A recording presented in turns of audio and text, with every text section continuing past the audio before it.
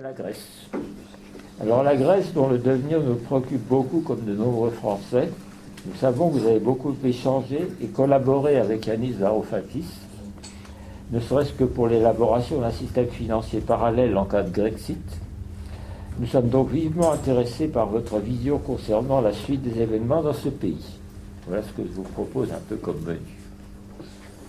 Voilà. Merci Jean-Pierre, je suis très content d'être ici. Je vous remercie de vos invitations et de votre persistance. Je suis également très content d'être ici dans ce bâtiment, en face d'un restaurant excellent où je suis venu en 1979 célébrer un voyage de noces. Alors, je garde un souvenir très agréable de ce repas. Nous le savions. Et c'est vrai, en effet, que j'ai eu des relations étroites avec Yanis Varoufakis depuis 4 ans maintenant, et surtout pendant qu'il... Est-ce que vous pouvez parler un peu plus fort surtout pendant les 5 mois qu'il était ministre des Finances de la République hellénique. J'étais hier à Lyon pour les journées de l'économie. Et on était sur une panel. À un certain moment, le modérateur a annoncé qu'il y avait une collaboration quelconque avec Paris Match. J'ai réfléchi un peu sur ça et j'ai dit que il fallait que je parle un peu à partir de mon rôle envers le ministre des Finances de Grèce et malgré le respect profond que j'avais pour cette revue excellente, je regrettais, mais j'interdisais formellement qu'elle vienne chez moi à la maison.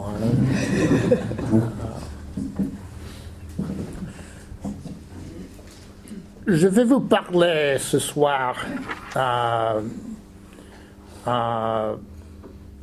brièvement, je pense, de la situation actuelle en Grèce, après les efforts qui ont fait faillite du gouvernement Syriza, du premier gouvernement Syriza, de négocier un nouvel accord avec l'Europe. Quelle est la situation actuelle? Je crois qu'on peut la résumer en 2 mots. Il y a, du point de vue politique, la colonisation. C'est-à-dire que la Grèce n'est plus un pays indépendant.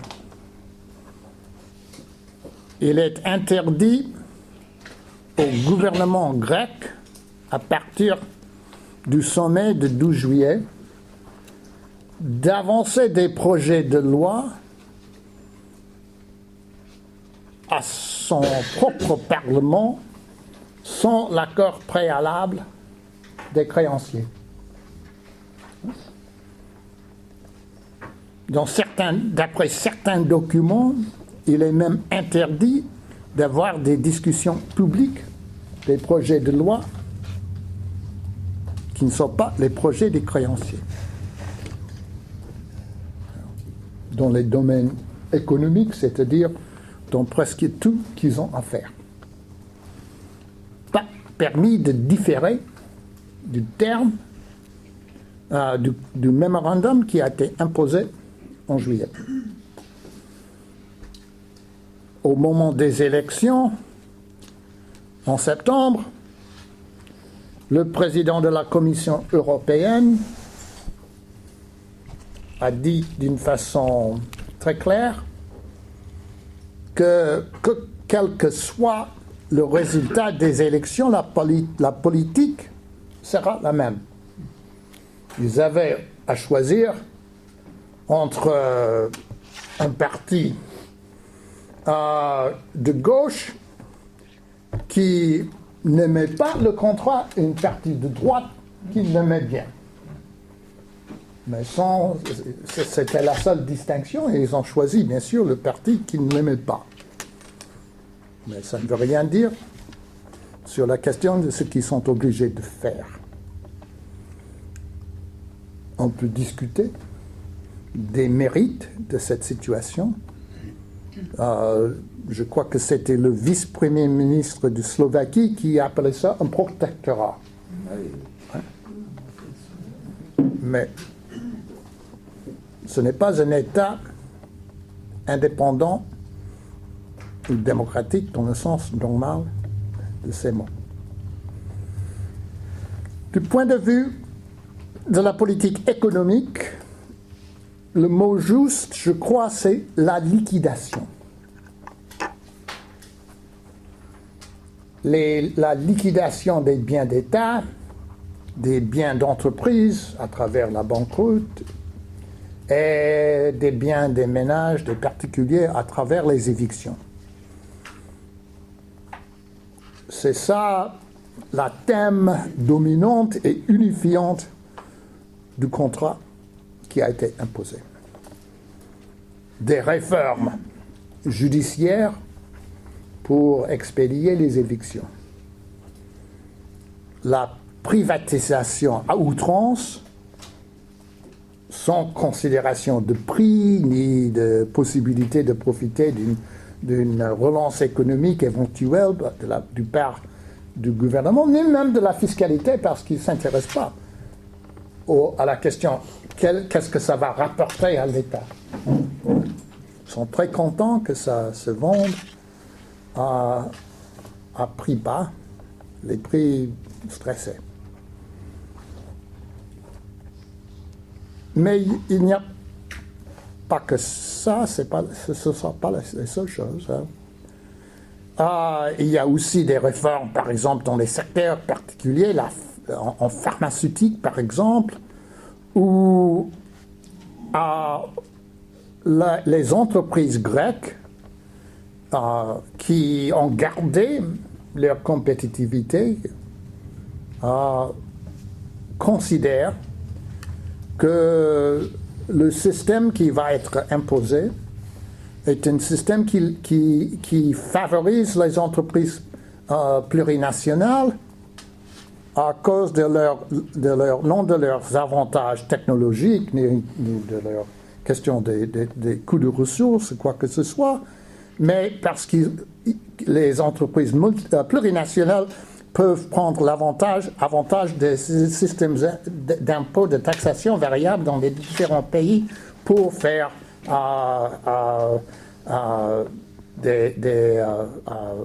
une invasion du marché grec.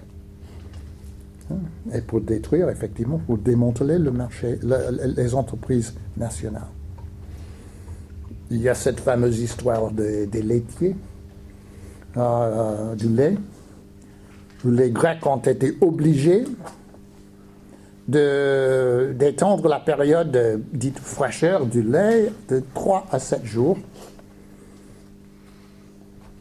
dans des conditions qui sont toujours un peu difficiles en certaines parties du pays, parce que les magasins n'ont pas forcément la réfrigération complètement en place. Mais quel était le but de cette action? C'était de permettre les laitiers hollandais d'importer le lait en Grèce. En 3 jours, ce n'est pas suffisamment de temps. Alors, on ne peut pas, je crois, considérer que ce genre de réforme soit visé à la croissance, à la récupération éventuelle de l'économie grecque. Ce sont des réformes, de façon assez transparente, des lobbies. Des intérêts particuliers qui sont alliés aux institutions et à la politique des créanciers.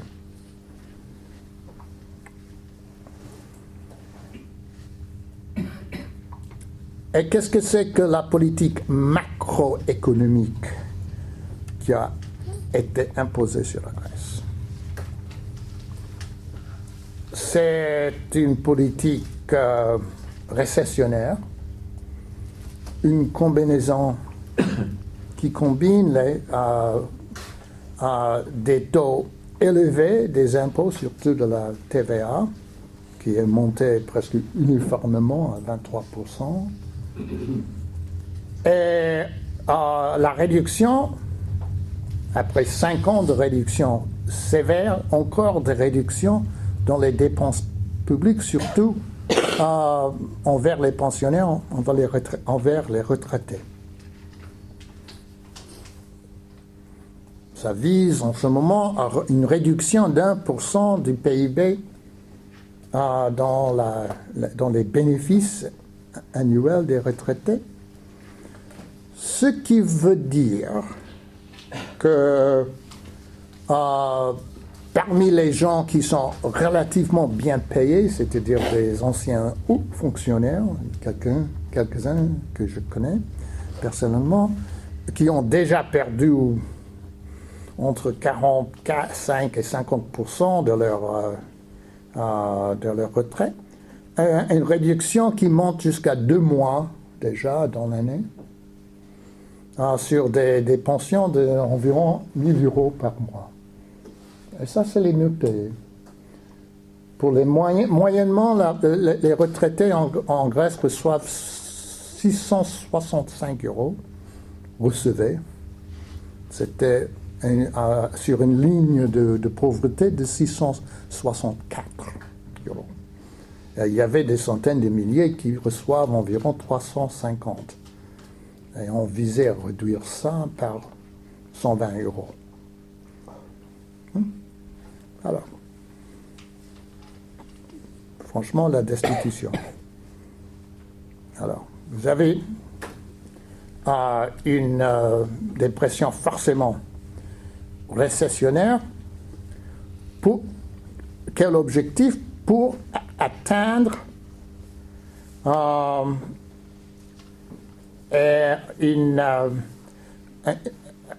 excédent primaire de 3,5% du PIB en permanence. C'est-à-dire une austérité sévère, mais un objectif quasiment impossible à obtenir dans l'expérience européenne et aussi dans l'histoire de la Grèce. Et dès que vous avez une politique récessionnaire avec un objectif impossible, vous avez un cycle vicieux qui va probablement s'en suivre. C'est-à-dire, vous aurez l'informalisation de l'économie, la perte des revenus, malgré la hausse des taux, et ensuite, selon le contrat, des révisions des dépenses de l'État et des réductions encore envers les pensionnaires et les autres dépenses d'État. C'est ça le programme.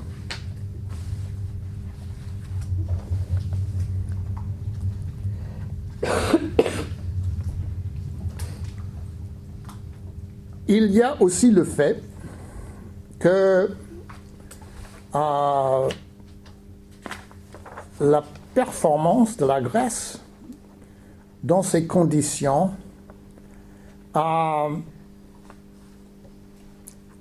est sous un régime de surveillance constante, qui ne cesse jamais. Il y a des revues tous les 3 mois et il faut qu'ils soient considérés d'avoir achevé les objectifs tous les 3 mois pour pouvoir continuer à recevoir l'aide financière pour pouvoir payer les dettes et couvrir les frais d'État immédiats. Et pour les banques. Et si, par hasard, d'ici 6 mois, 9 mois, un an et demi, ils sont jugés de ne pas avoir achevé les objectifs dits, les créanciers gardent le droit de revoquer l'aide financière et de faire chuter le système bancaire. C'est une menace qui pèse sur chaque entreprise, sur chaque investissement, que ce soit réel ou potentiel. Alors, vous pouvez vous en tirer des conséquences sur la confiance, cette variable si important dans les calculs de la politique néolibérale. Je ne connais personne, y compris Wolfgang Schäuble. J'ai eu l'honneur de faire sa connaissance au mois de juin. Une visite privée à Berlin en compagnie d'un Yanis Varoufakis, qui pense vraiment que cela va réussir une façon de faire relancer l'économie grecque. Personne. Pourquoi est-ce qu'ils ont insisté sur ça? Pour des raisons politiques, surtout, qui variaient entre les pays et entre les institutions. Chez les pays de l'Est, c'était surtout, je crois, des raisons idéologiques.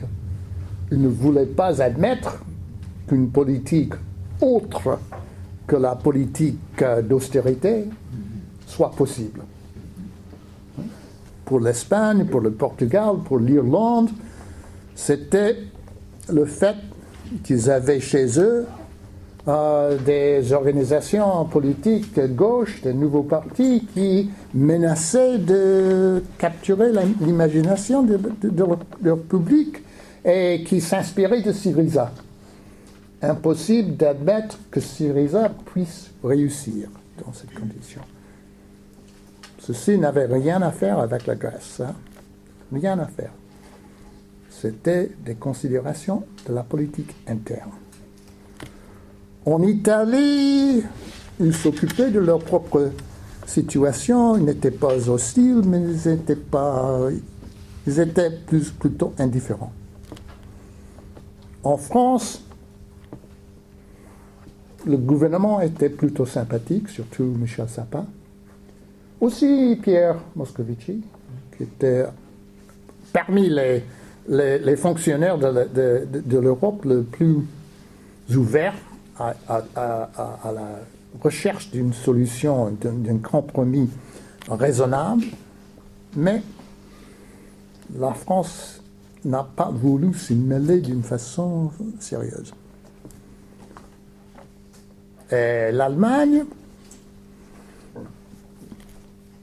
le gouvernement allemand avait la responsabilité de manier toute l'Europe. M. Schäuble était très franc avec le gouvernement grec qui ne pouvait rien offrir. Ça ne veut pas dire qu'il n'était pas, d'un certain point de vue, sympathique. Il a dit « Je sais que le mémorandum n'est pas bon pour la Grèce. » Il n'a pas faussé son avis sur cette question envers nous. Mais il a été très franc. Je ne peux pas faire autrement. Je ne peux vous offrir que ça, ou une sortie de l'euro. Je vais en venir tout à l'heure. Les institutions. Il y en avait 3. Dont 2 qui comptaient d'une façon sérieuse dans cette affaire, c'est-à-dire c'était le FMI et la Banque Centrale Européenne. La Commission, il est possible qu'on aurait pu négocier avec. Mais le FMI, c'est une organisation internationale qui va au-delà de l'Europe et il y a des implications internes s'ils permettent à un pays européen de faire des choses qui ne permettent pas aux autres. Alors, un problème. Il y a aussi le fait que le FMI sait très bien qu'il n'aurait jamais dû entrer dans cette affaire en 2010. Jamais, jamais. Ils ont fait un prêt à la Grèce qui était le plus grand par rapport au quota de son histoire. À 32 fois. Pourquoi ils ont fait ça? Deux raisons. Deux raisons politiques. Ils ont fait ça contre les conseils de l'équipe professionnelle et contre les conseils de certains des directeurs de l'Australie, de Chine, de la Suisse, du Brésil, je crois aussi. Mais pour deux raisons. D'abord, le FMI était presque au chômage. Il n'y avait rien d'autre à faire. L'Amérique latine avait déjà abandonné la coopération avec le FMI. Ils avaient repayé le programme. Il n'y avait rien. Il n'y avait pas de revenus pour le FMI. Il faut bien qu'ils fassent quelque chose. Autrement, petite organisation sans conséquences. Et il y a une deuxième raison, je crois que vous vous souviendrez peut-être que le directeur général de FMI à l'époque, c'était un certain monsieur avec une réputation impeccable qui voulait devenir président de la République française. Et pour ça, il considérait que ce soit une bonne idée qu'il fasse quelque chose pour aider les banques françaises qui étaient dans des difficultés à partir de la crise internationale, et surtout de la question de la Grèce. Alors, la dette grecque a été transférée des banques françaises, des banques allemandes, des banques grecques, qui appartenaient d'ailleurs aux banques françaises, et elles sont tombées finalement sur le dos des contribuables dans tous les pays européens, même dans des pays qui sont beaucoup moins riches que la Grèce. La Banque centrale européenne, c'est une institution qui détient beaucoup de pouvoir, qui sent sa puissance et qui n'est responsable à personne, n'a aucune comptabilité politique. C'est très différent que la situation en Amérique avec la Federal Reserve, qui est responsable au Congrès.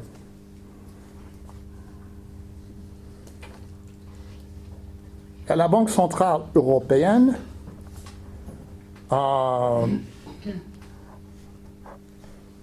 considère évidemment que des petits pays n'ont pas le droit de différer du point de vue idéologique avec les économistes de la BCE, n'ont pas le droit d'établir les termes de la présence de créanciers dans les ministères d'Athènes, par exemple. C'était une question importante au début du gouvernement Syriza.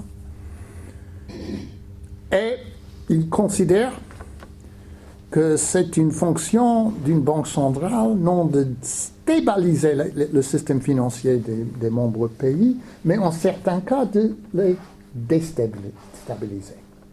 Et c'est ce qu'elle a fait en Grèce. Le 4 février, elle a annulé la provision qui permettait les banques grecques de se financer directement à la Banque centrale.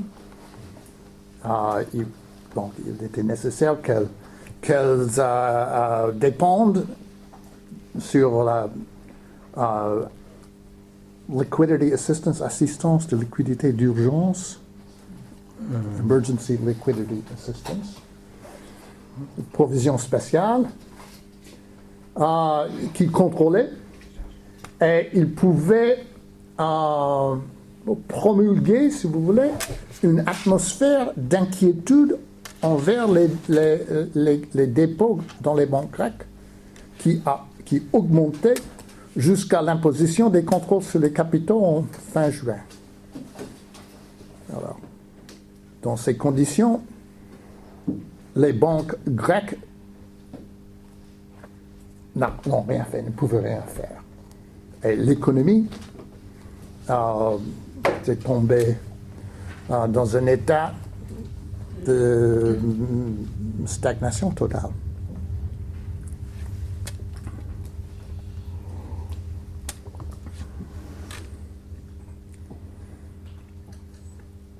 Alors,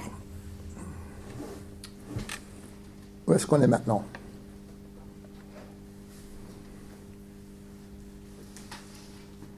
Par les hasards d'histoire, assez inattendus, je crois, la Grèce est arrivée à avoir un gouvernement interne, faible qu'il soit, qui est pour l'instant assez stable. Ils ont retourné au pouvoir la même coalition qu'ils avaient choisie en janvier. Avec la différence que, parce que les élections ont eu lieu après un délai de moins d'un an, depuis les dernières élections générales, selon la constitution grecque, le Premier ministre, les leaders du parti avaient le droit de choisir tous les candidats eux-mêmes. Et Alexis Tsipras s'en est servi pour que les nouveaux élus dans le Parlement grec soient choisis assez soigneusement. Il peut compter sur ses députés. De même, je suis sûr, avec Kamenos, c'est un petit parti sans importance, mais en partenaire en coalition, elle est complètement flexible. Elle ne demande rien. Donc, le gouvernement peut durer peut-être 4 ans, du point de vue parlementaire. Et le Parlement va certainement faire ce qu'on lui dit de faire. Il y a 48 mesures préalables, mesures qui sont demandées par le contrat, qui sont en train, je suis sûr, d'avancer selon les formules constitutionnelles en Grèce en ce moment. Ils vont faire ça, sûrement. Mais après, ce n'est pas un parlement qui fait marcher les lois. Pour ça, il faut avoir une administration, des magistrats, des fonctionnaires. Qu'est-ce qu'ils vont faire? Je ne sais pas. J'ai quitté la Grèce le 7 juillet, juste après la démission de Yanis Varoufakis.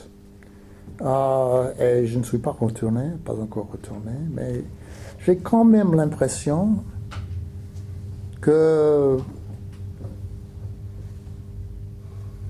n'y aura pas beaucoup d'enthousiasme parmi les fonctionnaires et les magistrats pour ces provisions-là. Hein? Si c'était moi, je travaillerais d'une façon assez ralentie sur les questions des évictions, par exemple, et les autres problèmes d'implémentation d'un tel programme. On verra. Mais je crois que pour administrer une vraie colonie, il faut des troupes. C'est ça l'expérience de l'histoire, je crois. Je n'ai jamais essayé de le faire moi-même. Et supposons, ce qui n'est pas du tout impossible, qu'il se suive une résistance plus active. Rappelons-nous que pendant 2 ou 3 ans, 2011 jusqu'à 2014, Syntagma Square, c'était un champ de bataille. Il y avait des barricades pour protéger le Parlement et les bureaux du gouvernement qui entourent cette place. C'était pas impossible pour un gouvernement de droite de fonctionner dans cette situation, mais ce gouvernement-là c'est composé des anciens manifestants. C'est un gouvernement des militants politiques de gauche, des syndicalistes, des écologues et des professeurs universitaires revenus de l'étranger. Hein? Ce n'est pas un gouvernement qui va fonctionner très bien à coup de matraque. Lacrymogène, ils savent ce que c'est. Donc je pense que ça va poser des problèmes sévères pour l'administration en Grèce, pour la politique en Grèce, si on retourne à un état de confrontation entre le gouvernement et le peuple. Ça, je pense, si je n'ai pas tort sur l'évolution économique, c'est peut-être une question de temps. Pour l'instant, les gens sont fatigués. Ils ont été exilérés. Ils ont été très, très déçus. Ils ont eu leur moment de déclaration de principe le 5 juillet. Ils ont considéré qu'ils étaient trahis par le gouvernement. Je ne suis pas personnellement aussi sévère. Je sais très bien ce qui s'est passé à l'intérieur du gouvernement grec. J'aurais peut-être pris plus de risques personnellement, mais ce ne sont pas des naïfs, ce sont des hommes et quelques femmes politiques qui savent très bien leur situation et ils savent leur métier, ce n'est pas le mien. Je respecte les décisions qu'ils ont prises. Mais l'histoire ne s'arrête pas là. Quelles sont les conséquences pour l'Europe? Ça, vous avez considéré ça, je crois. Vous pouvez. Vos idées sont peut-être supérieures aux miennes, mais je vous offre quelques petites observations. D'abord, avant cette expérience de fin janvier jusqu'en mi-juillet, il y avait un certain modèle pour la gauche européenne, pour cette aile progressiste anti-austérité qui a été représentée par Syriza. Et c'était un mouvement gauchiste, mais lié de façon très ferme, inexplicable à l'Europe. C'était un mouvement européaniste qui visait à négocier un changement dans la politique de l'Europe envers les pays endettés, surtout envers la Grèce. On a essayé d'exprimer cette politique pour l'Europe entière dans la proposition modeste qui est là. Mais pour la Grèce, c'était surtout une question de modifier certains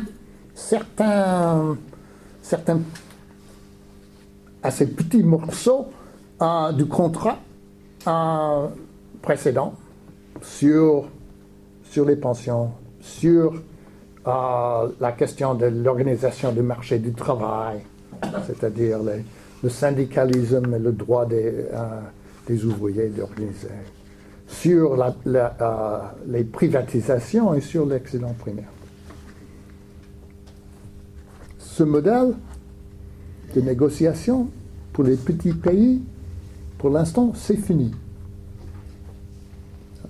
Ce ne sera pas l'approche s'il y a un autre pays qui se trouve dans cette position, ce ne sera pas leur position. Je crois aussi qu'ayant vu la manque de flexibilité et des idées des créanciers, des institutions et des gouvernements, qu'on ne peut pas espérer qu'il y ait un mouvement de gauche européen pour changer les choses qui soient crédibles. On est loin de là. Alors, qu'est-ce qu'il y a? On verra dans les petits pays s'il y a une nouvelle Syriza quelque part, un nouveau mouvement de ce genre qui arrive au pouvoir en Irlande, c'est peut-être Sinn Féin, en Espagne, Podemos, je ne pense pas que ça va arriver en décembre, mais on ne sait pas. On va voir. Peut-être au Portugal, on a déjà eu les élections, mais il y a toujours les autres. Hein. Je crois qu'un gouvernement dans une situation pareille va arriver à la table avec les propositions de la politique économique là, et là, il y aura le plan B, le plan B sera là. Nous avions un plan B, une espèce de plan B. J'étais personnellement responsable pour rédiger des mémorandums sur le plan B pour Yanis Varoufakis. J'ai fait ça. C'était une opération extrêmement discrète pour ne pas exploser le ministre des Finances, ni le gouvernement grec, ni les négociations, ni la position du pays dans l'Europe. Mais il fallait faire quelque chose pour penser, si on était forcé jusqu'à la sortie, qu'est-ce qu'il faudrait faire? Comment maintenir l'essence, l'insuline dans les hôpitaux, hein, la nourriture, ce genre de choses. Comment faire marcher un système de paiement, tout ça. Des questions techniques, des questions politiques. Mais la prochaine fois, ce sera sur la table. Ce sera discuté d'une façon ouverte. Et il est très possible qu'à un certain moment, ça devienne la politique d'un certain pays. Je ne sais pas lequel. Dans les grands pays, tels que l'Italie et la France, les deux exemples, mais peut-être aussi à un certain moment l'Allemagne, je crois que c'est un peu différent parce qu'on n'est pas obligé d'obtenir le consentement des Allemands et des autres pays pour faire ce qu'il faut faire. Je crois que c'est la situation avec la Grande-Bretagne aussi. Hein. Ils pensent qu'ils ont assez de poids pour faire changer l'Europe en prenant des risques sur l'avenir de l'Union européenne. Je crois que on verra la suite, quoi. Bien, je crois qu'on arrive à la fin de... Je vous remercie. Hein.